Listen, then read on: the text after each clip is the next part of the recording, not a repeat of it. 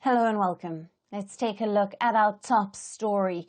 It seems like France might just be on the cusp of putting its diplomatic relations at stake with another one of its former colonies in Africa.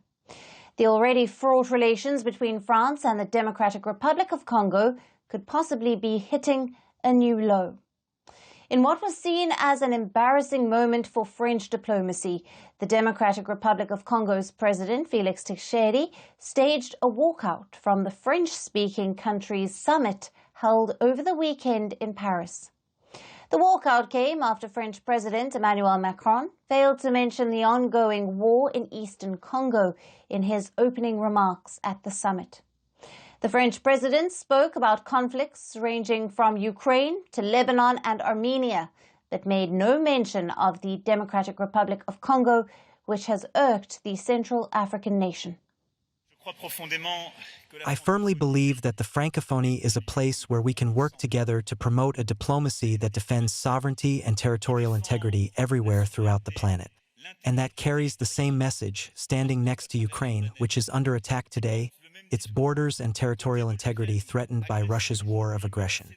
And all of us believe in the freedom of people to decide for themselves, and are convinced that there can be no peace in the Middle East without a two-state solution. We all stand by our Armenian brothers for the respect of their sovereignty and territorial integrity.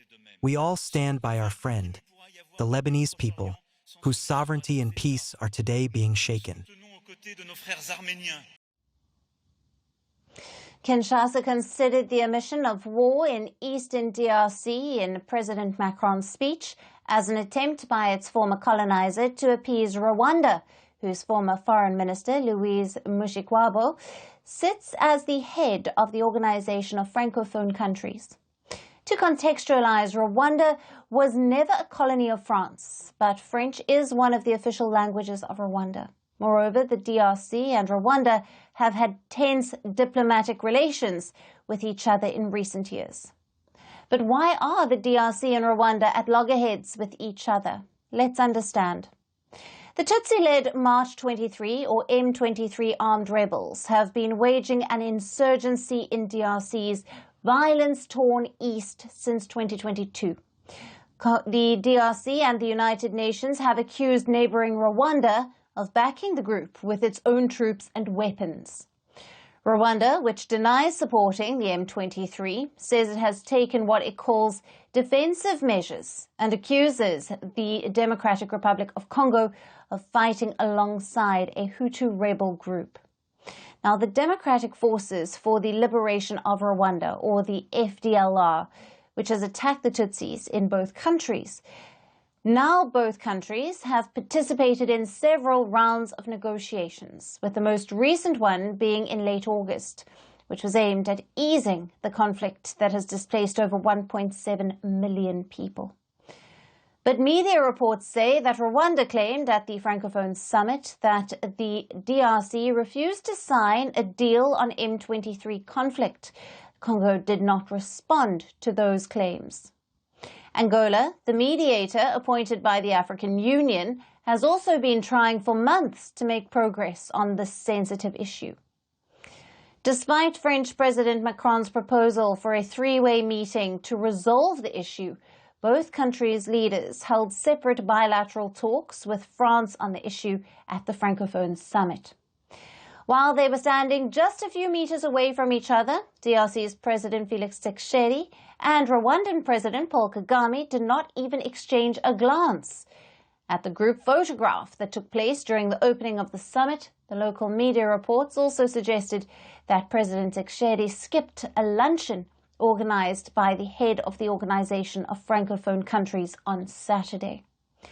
Sensing that the walkout by the DRC's president might overshadow France's efforts to revive its lost colonial influence after several coups in Africa, President Emmanuel Macron called for Rwandan troops and M23 rebels to withdraw from the east of the Democratic Republic of Congo at the closing ceremony of the summit. Now, President Macron also called for dismantling of all armed groups in the mineral-rich conflict-torn region, while he said that any political processes should include M23 and all other political compositions.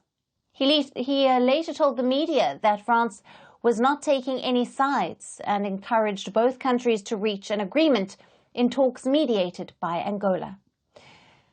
With the situation between the DRC and Rwanda continuing to remain tense, it is yet to be seen how much will France balance out between the two French-speaking countries, which are resource-rich. One will also be watching out for whether France is able to host a three-way summit to ease the conflict or not. To discuss more on this, we have with us today Espoir Ngalukie, a political activist and security expert, who is joining us live from Goma, the Democratic Republic of Congo. Thank you for being with us. Thank you so much. Now, Espoir, in your view, what are the main reasons that President Tshisekedi has decided to walk out of the summit? Yes, the main reason is because when the President of France, Emmanuel Macron, when he was speaking on the open ceremony, he didn't emphasize about the war that is happening now in Congo, because Congo is a victim of the war caused by Rwanda and Uganda. And for the Congolese opinion, and for the Congolese president, he would like to hear that the president of France is emphasizing by condemning Rwanda to aggress Congo. As Emmanuel Macron didn't condemn Rwanda, the Congolese president Tshisekedi was angry. Only that. Right. And how has this action affected diplomatic relations between the Democratic Republic of Congo and France? Yeah, for now, I think that attitude, I don't know if it will have an impact on the Congolese and France relationship in diplomacy. Congo is like a poor country led by people who sometimes they look like people without vision. And France is giving opinion, is giving order to some Congolese leaders who are leading Congo currently. And what happened, I don't know for real if it will have any impact on the Congolese and France relation, because it's not the first time. When the president of France, Emmanuel Macron, came in Congo, I think 2 years ago, Congolese President Tshisekedi had the same attitude. And, France is helping Congo on many areas, like in health area, in education area, in many areas. And France is supporting Rwanda, military and on many areas. Right. Right. And what impact might this walkout have on the broader goals and unity of the organization of the Francophone-speaking countries?